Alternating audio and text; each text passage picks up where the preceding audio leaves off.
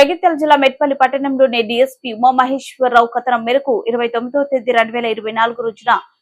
యాసాడ వెంకటి అనే వ్యక్తి అతని యొక్క మహేంద్ర ట్రాక్టర్ ట్రాలీని చౌలమద్ది గ్రామ శివారులో పార్క్ చేయగా అటు ట్రాక్టర్ ట్రాలీ చోరీకి గురైంది. తర్వాత తేదీ 12వ తేదీ 2024 రోజున చేప్యాల శంకర్ అనే వ్యక్తి మెట్పల్లి మార్కెట్ యార్డ్ దగ్గరలోని మణికంఠ వైన్స్ దగ్గర టీవీఎస్ స్టార్ సిటీ అనే ద్విచక్ర వాహనం పార్కింగ్ చేయగా అట్టి వాహనం కూడా దొంగతనానికి గురైంది. ఇట్టి రెండు ఘటనలో మెట్పల్లి ఎస్ఐ చిరంజీవి బాధితుల నుండి ఫిర్యాదు తీసుకుని వాటిని దొంగతనం కేసుగా నమోదు చేసి దర్యాప్తు చేపట్టారు. దర్యాప్తులో భాగంగా మెట్పల్లి డీఎస్పీ ఉమామహేశ్వరరావు సూచనల మేరకు మెట్పల్లి సిఐ నిరంజన్ రెడ్డి, మెట్పల్లి ఎస్ఐ చిరంజీవి తన సిబ్బందితో కలిసి నిందితుల కోసం గాలింపు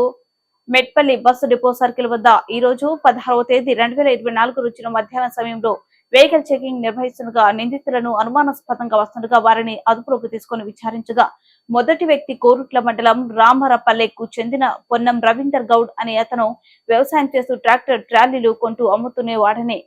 ఆ క్రమంలో ట్రాక్టర్ల కోసం చుట్టుప్రక్కల గ్రామాలలో వెతుకుతుండగా చౌలమద్ది గ్రామ శివార్లో ట్రాలీ కనబడగా దానిని దొంగలించి కొన్ని రోజుల తర్వాత అమ్ముతామని అనుకుని దాని యొక్క రంగు మార్చి ఒక